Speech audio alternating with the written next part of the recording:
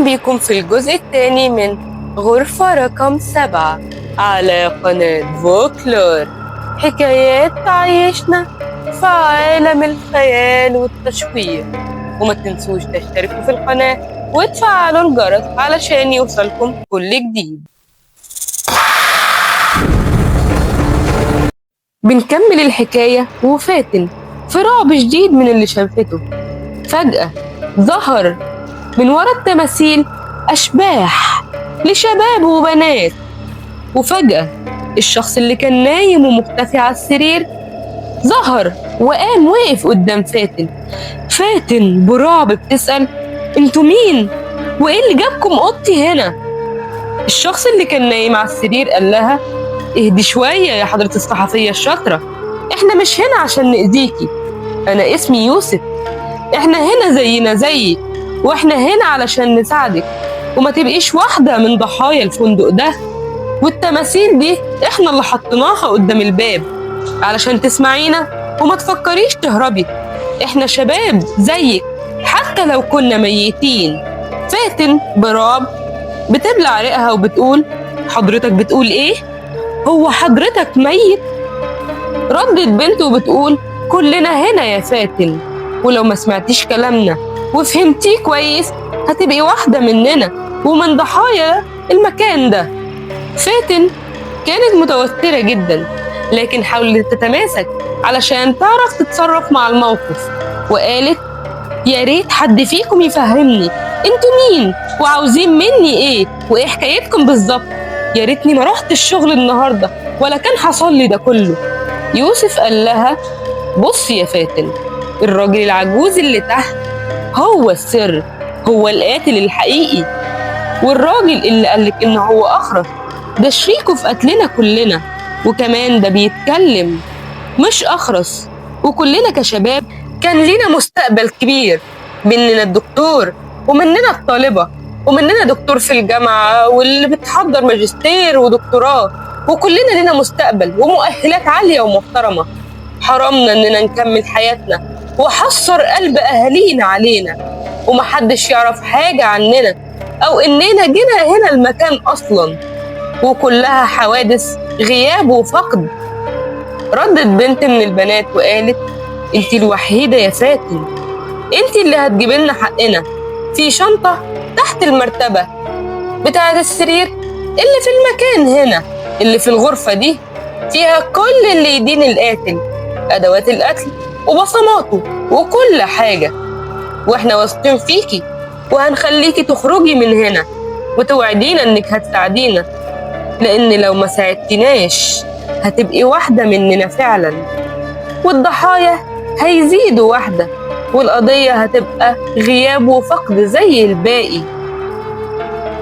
فاتن ردت بثقة وقالت: أنا أكيد إن شاء الله هساعدكم، ما تقلقوش، أنا في مهنتي شفت كتير وهي دي قضيتي الحقيقية. يوسف قال لفاتن: كده يبقى اتفقنا، الفندق بابه مفتوح والعجوز والعامل متخدرين تحت وتليفوناتك معاكي، روحي وما تنسيش حقنا في رقبتك يا فاتن، وأرواحنا مش هترتاح إلا بإعدام العجوز والعامل. حرك الشباب والبنات التماثيل من قدام الباب، ويوسف قال لفاتن: الطريق مفتوح قدامك يا أستاذة فاتن، يلا اتفضلي وما تنسيش الوعد. فاتن فتحت الباب وجريت ونزلت على السلالم بهدوء، لقت فعلا العجوز والعامل قاعدين متخدرين، وخرجت من الفندق لقت النهار طلع واخوها بيرن عليها.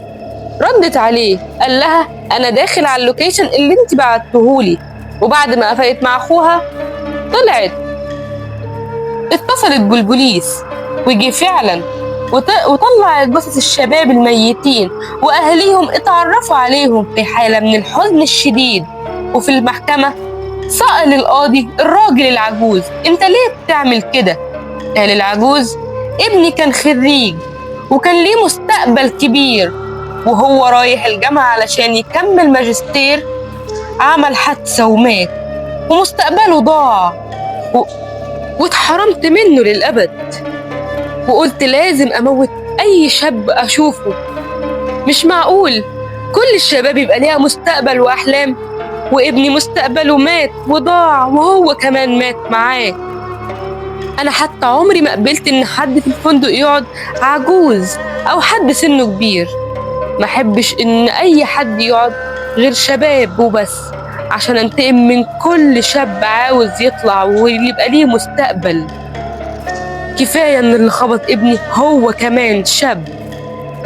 القاضي قال له ده كان نصيب ابنك وقدره وده عمره، لكن انت كده انسان ظالم انك تقتل شباب وتقتل احلامهم، وتقتل شباب بيبنوا نفسهم وبلدهم وبيتعلموا حاجات مفيدة.